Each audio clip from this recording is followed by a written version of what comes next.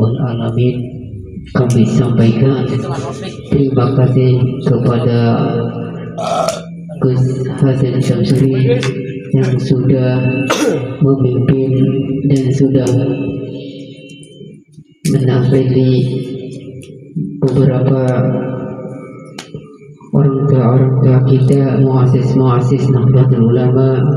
Mudah-mudahan berkahnya sampai kepada kita semua, amin ya rabbal alamin. Hadirin bapak-bapak, seluruh anggota yang kami hormati, sahabat bapak-bapak, sahabat Ansor yang kami hormati, marilah kita dengarkan pengajian kitab kuning yang akan disampaikan oleh sahabat Sepul Tahun. Nanti corona nyeri dah. Gus Alpan. Gus, kita sudah rindu mendengarkan mau'idhah hasanahnya Gus Alpan. Kepada beliau waktu dan tempat kami persilakan. Menerangkan kebahan, menerangkan apa tentang masalah head, akal head, ini kue. Berarti kenal lah. Kerhen mana gitu orang itu sama kayak kitab dia nya Serah. Oh, kita kalau dilarang negara. Apa ya los? ada macam berahatan Anak-anak kena anak kertas ini. Haus. Oh, ada Ini bea. nanti tidak terus. bisa ngebut ujur Tak boleh di situ nih.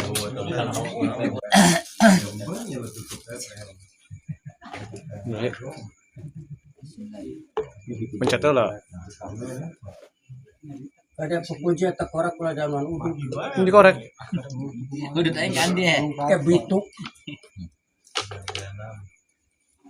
Enggak ada.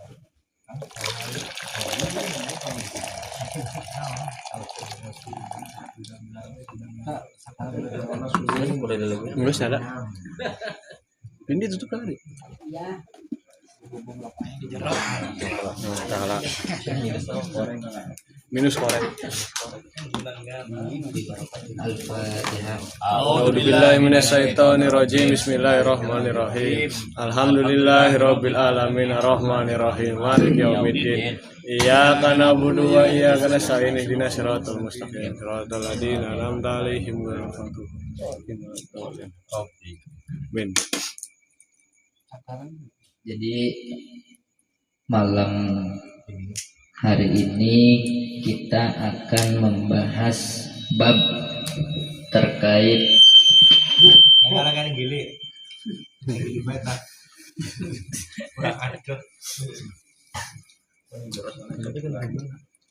bab terkait haid.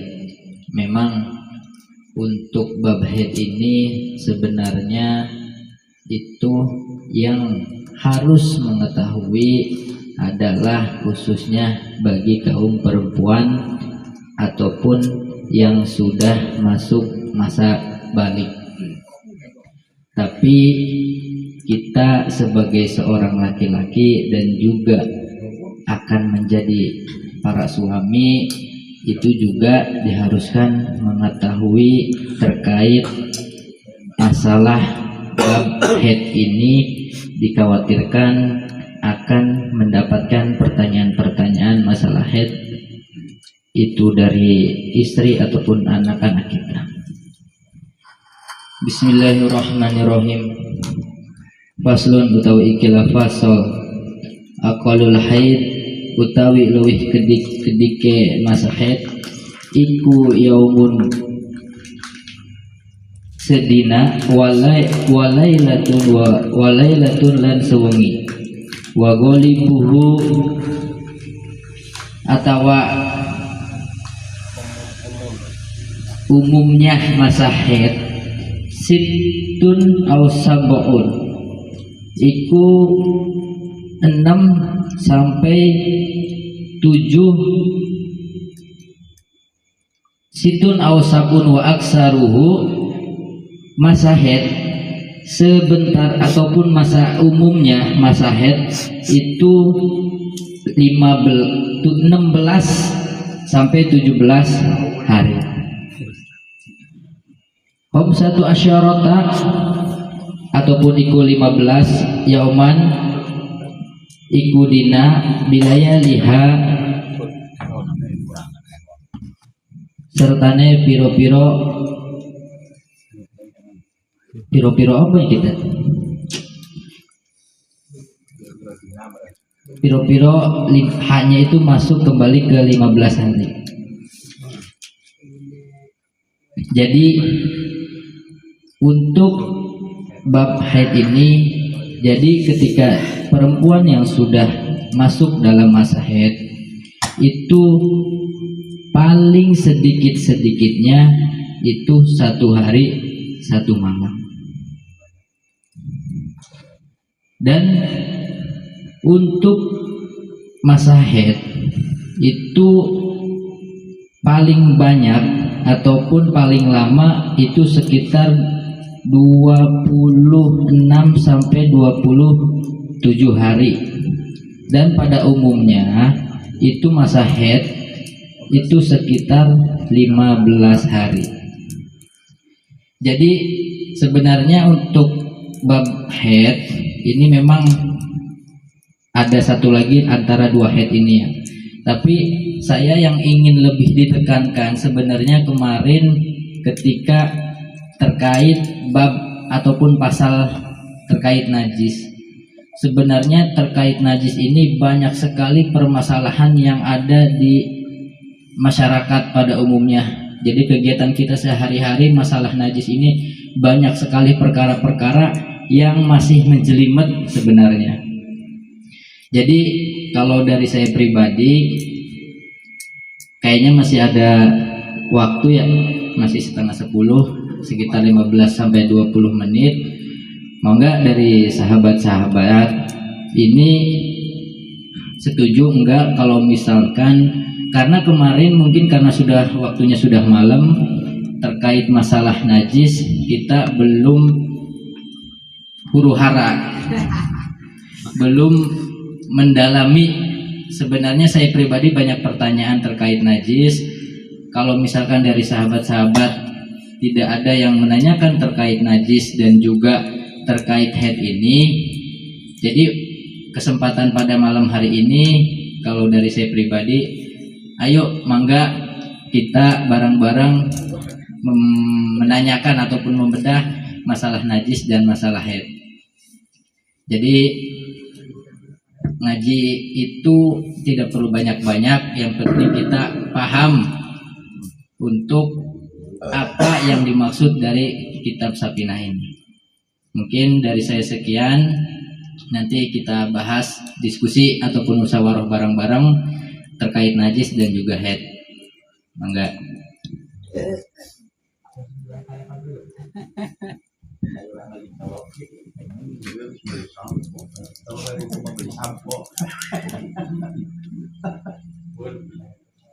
Itu bisa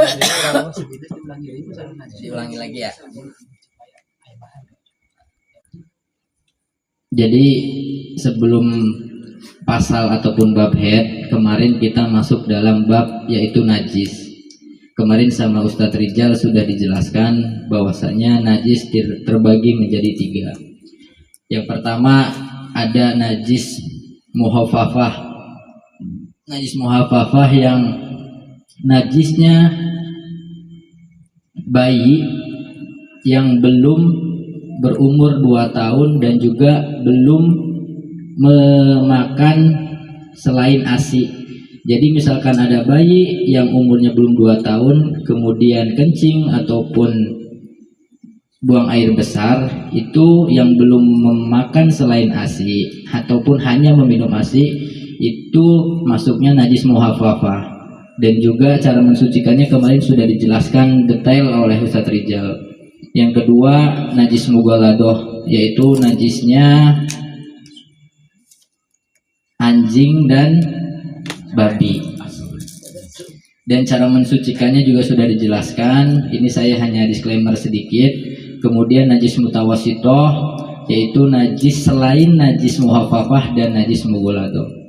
Jadi kebanyakan dulu ketika saya masih SD itu sebelum masuk sholat maghrib sama Pak Ustadz suruh membersihkan tai cecak yang ada di musola-musola. Itu hanya praktek, tapi sampai sekarang saya keingat.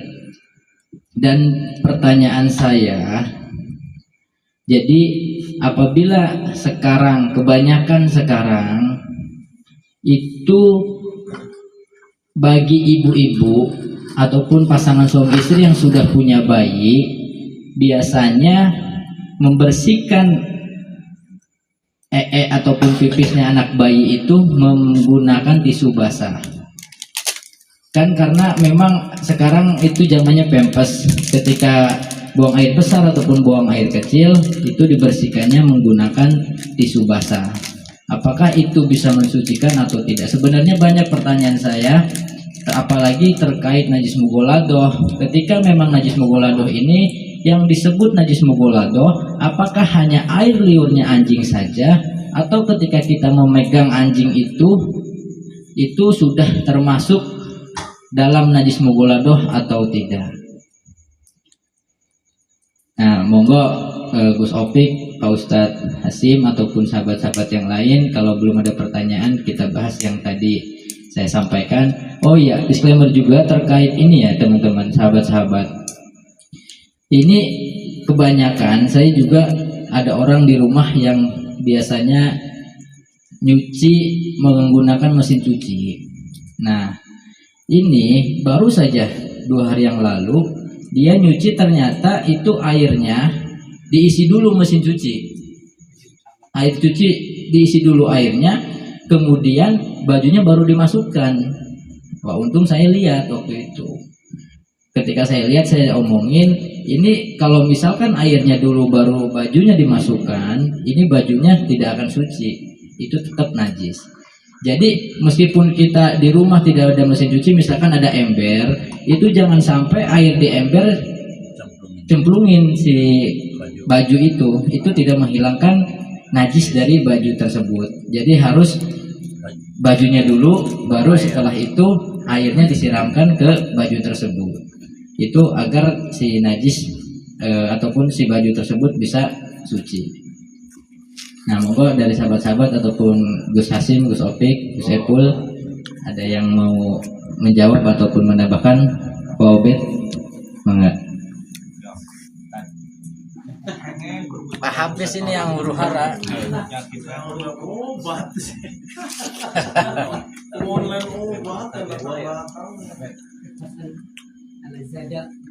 Ustadz host. Saya kena aja. Ustadz host. Double gitu pangkat. Mana kita ya?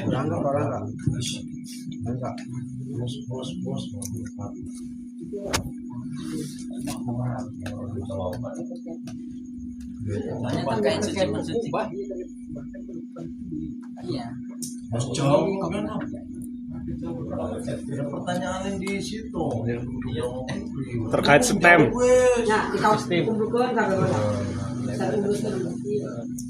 PR. Diundang suruh datang.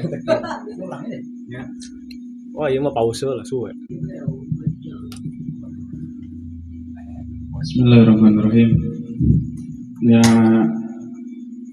ben rame dari judulnya, awal-awal dulu ben rame. Ya mungkin bukan menjawab ya, ini sih ya diskusi aja. Saya juga masih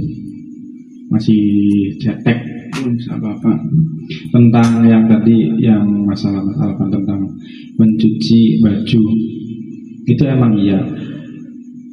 Jadi kalau kita mau nyuci baju di mesin cuci ya, itu airnya harus air yang mendatangi barang, jangan barang yang mendatangi air.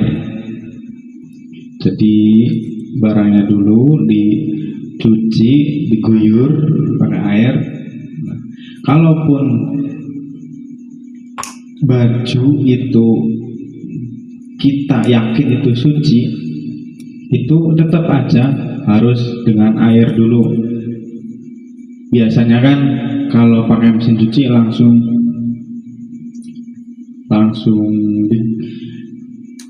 diguer gitu, diguer dengan sabun sekaligus. Itu kalau kita yakin baju itu suci, boleh langsung pakai sabun. Karena sabun sifatnya sabun itu bukan mensucikan, yang mensucikan itu air. Sifatnya sabun itu hanya untuk pewangi, pembersih. Itu boleh langsung. Tapi kalau lebih bagusnya, biasanya kalau di mesin cuci itu baju ditumpuk, dimasukkan, terus air diguyur.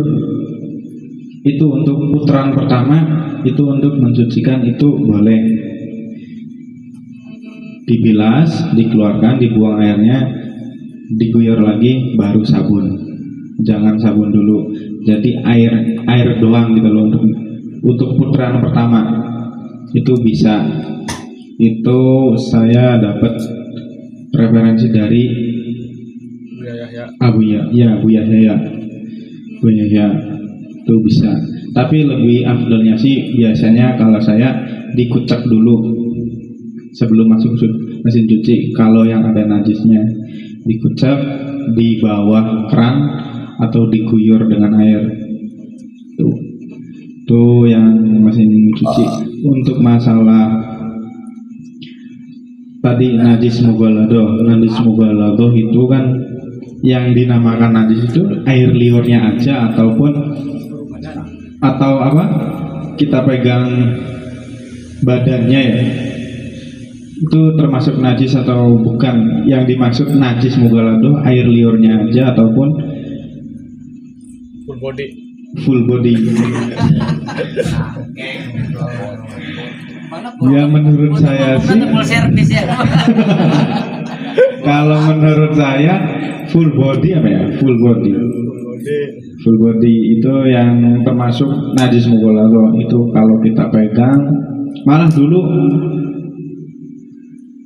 di sini kan kalau ada bekas babi kita nginjek pun kena najis. Itu gimana tuh? Ada bekas tapak celeng, tapak babi lewat, terus telapakannya itu bekasnya kita injek. Itu dulu katanya najis. Itu benar apa enggak? Saya juga masih bertanya-tanya itu. Tapi untuk yang masalah tadi itu menurut saya yang full body, bukan air liurnya aja, full service. Barangkali dari yang lainnya bisa diperjelas. Monggo Ustadz Hos.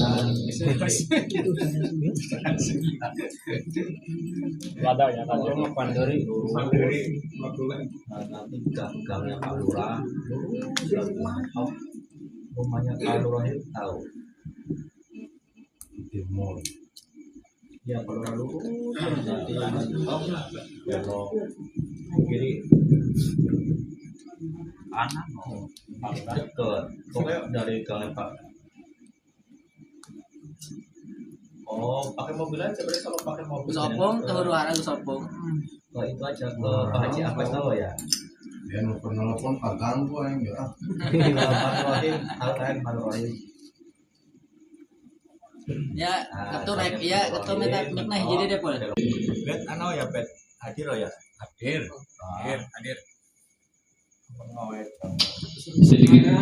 Sedikit menambahkan bahwa memang terkait mencuci baju itu sangat krusial ya, karena kaitannya dengan ibadah, apalagi yang dicuci tersebut adalah pakaian-pakaian untuk dipakai sholat misalnya. Itu sangat penting sekali. Seperti yang tadi sudah dijelaskan bahwa tata cara dalam mencuci baju dalam mesin cuci sudah diterangkan. Nah, apabila setelah dicuci kemudian dibilas, kemudian dikasih sentuhan terakhir dengan yang namanya pewangi, molto misalnya. Nah, itu apakah merubah kembali yang statusnya pakaian tersebut sudah cuci terus dikasih molto, apakah itu bisa merubah Jadi najis. status suci tersebut atau tidak? Monggo. Dong kayak polisi.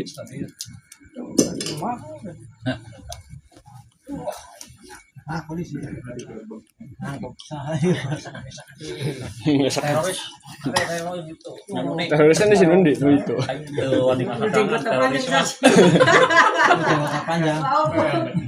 Eta mau aku ngasupkeun ka kamar.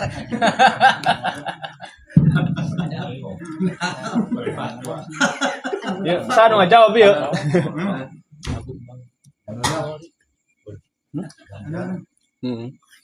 Waalaikumsalam, monggo. Assalamualaikum. Waalaikumsalam.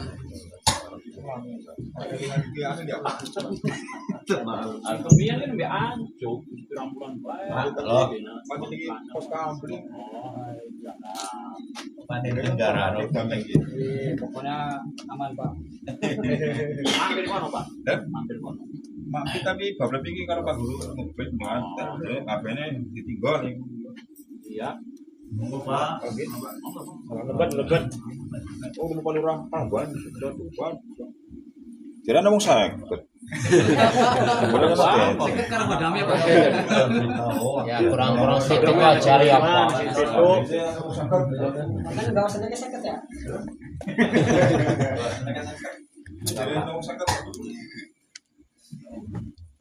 Enak ya? Wedan ya?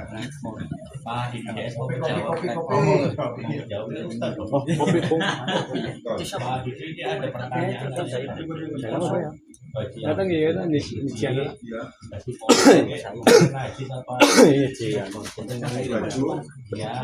Dicuci. Kasih molto. Bajunya itu suci apa berubah lagi jadi najis. Awalnya bajunya apa dulu? Ya bersih. Maksudnya kena najis. Ya sudah dicuci. Biasanya kan dikasih uangnya ya. Iya. Apa yang hukum bajunya rumah air. Ya, ini bisa tak mantan sebelum. Lihat kameranya apa? YouTube langsung. Itu yang nanya di sana Pak, di luar Pak. Assalamualaikum warahmatullahi wabarakatuh. Takut nih ya. Apa medan di Pak? Langsung aja nanti nggak Pak Priya. Iya ngapunten. Ya jadi kalau misalkan jadi baju dicuci langsung moto. Baiknya gini baiknya. Jadi baju dimasukkan ke mesin cuci, ya. Pertama nggak pakai pewangi dulu, nggak pakai sabun. Nah, setelah nggak pakai sabun, ya sudah selesai rampung. Keduanya pakai molto apa pakai sabun, itu Pak Guru. Dan nanti ketiganya monggo silakan begitu. Kira-kira seperti itu Pak Guru. Insya Allah ya nggak najis. Kalau dulu yang si taman AB ya. Iya, minimal kan kalau baju langsung dulu, terus jangan langsung dikasih. Kalau dikasih pewangi, nanti masih ada rasa timbul itu ada sipil najis itu ada itu. Makanya sebelum dikasih sabun wangi ya biar dulu. Simpenannya berhubung. Oh iya. Suci berarti Mas Nanto. Suci Bulannya. Kopi ya. Kopi Mas Nanto.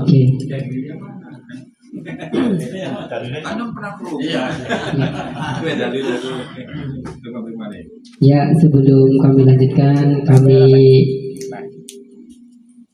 kami ucapkan selamat datang juga kepada bapak-bapak petugas yang sedang bertugas di wilayah kita. Mudah-mudahan beliau diberikan kesehatan dan kekuatan dalam menjalani tugasnya. Dan kami beritahukan juga kepada Bapak, ini adalah kegiatan rutin pemuda zaman dahulu, sehingga yaitu pemuda-pemuda wilayah Karangbandung, namanya Sahabat Ansor, Gerakan Pemuda Ansor Ranting Karangbandung. Kegiatannya majlis zikir sholawat Pak. Di majelis ini bukan hanya zikir, ada pengajiannya, ada tanya jawabnya. Kebetulan pada malam ini kerauhan kedatangan bapak-bapak yang sudah mumpuni dalam ilmu agamanya, mumpuni dalam ilmu hukumnya dan segala-galanya.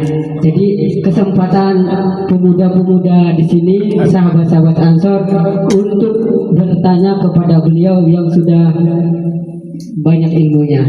Nah, dan tadi diantaranya Pak, ceritanya ada orang yang sudah nyuci, membersihkan baju, sudah suci, lalu dikasih molto. Itu hukum bajunya najis lagi apa enggak gitu Pak. Dan ada lagi, najis mogolado itu cuma liurnya aja apa seluruh badan? Diantaranya itu Pak yang dipertanyakan oleh sahabat-sahabat Ansor. Mungkin Bapak bisa melanjutkan jawaban-jawaban yang sudah dinanti tadi. Namun sebelumnya monggo diombe wedangnya seadanya Pak ya. Ya.